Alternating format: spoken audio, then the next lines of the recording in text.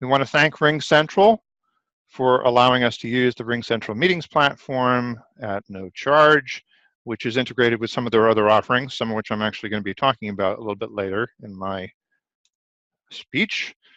They do want me to let you know that the cloud is winning in business communications and RingCentral is winning in the cloud.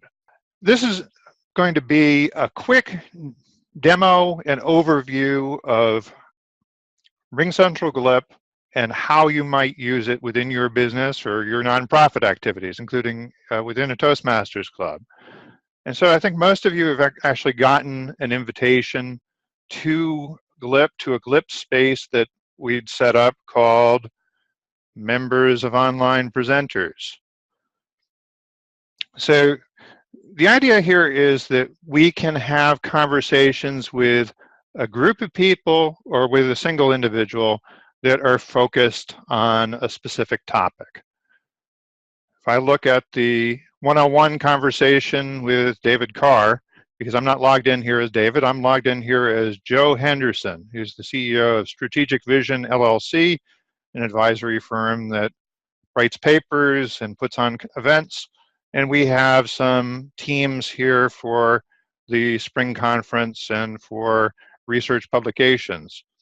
But in this one-on-one conversation with this guy, David Carr, we can see that he really wants us to read the Social Collaboration for Dummies book. Even though it's a little bit outdated, Social Collaboration for Dummies was talking about how products like Yammer, which was bought by Microsoft, adapted conventions from social media for use within organizations. Well, these days, Yammer is not necessarily the one to beat. The one to beat is Slack. So we wind up, whether we want to or not, often explaining Glip by saying, well, it's a little bit like Slack, only different, only better. So Slack is out there. It's a very well-funded and well-publicized startup. Glip has sort of the same metaphor for how you would communicate with somebody. It's based on messaging back and forth. So messaging versus social sharing makes a little bit of a difference. And you usually communicate in short, chatty messages, which to some extent discourage people from being long-winded, which is kind of a good thing. You can either just post a message, or you can also post a task, which is a way of setting definite expectations, like get this done by Friday,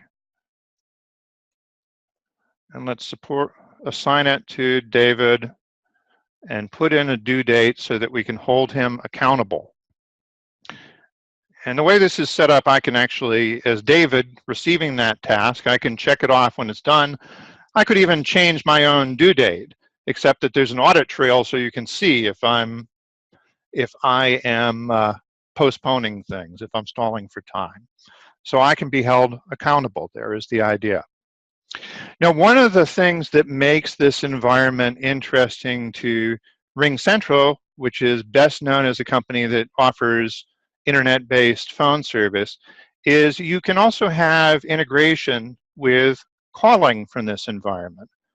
So I can actually make a call directly through my web browser or the RingCentral desktop application. I can have that same app on my phone.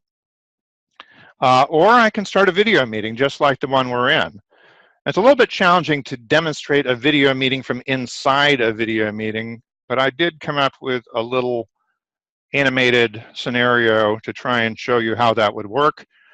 I can be in this meeting and I'm texting back and forth with somebody, and up pops this little ringing animation saying, do you want to join the meeting? And ta-da, just like that, we're in a video meeting.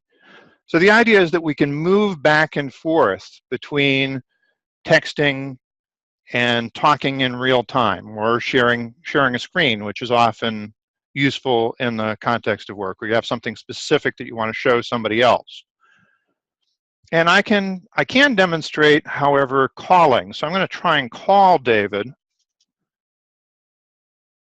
And if I hold up my phone, we should see that David's getting a message coming in, and I'm going to turn that down rather than suffer through audio feedback problems. But we can see that we also have the team messaging environment on the phone. So I've been asking you to plug some questions into the chat as we go along. I see I'm at green already. And so Andy Byrne sent me a message saying that in Slack there are private channels. Can you have that in Glip? It's something similar. I mean, part of the idea is that I can be chatting along and I can be talking to a whole group of people, but when I specifically want to get somebody's attention, I can @mention that person, say, hey. And when you're mentioned in a conversation, you actually get a notification. You can set it up so that you get email notifications if you don't happen to be logged in at that moment.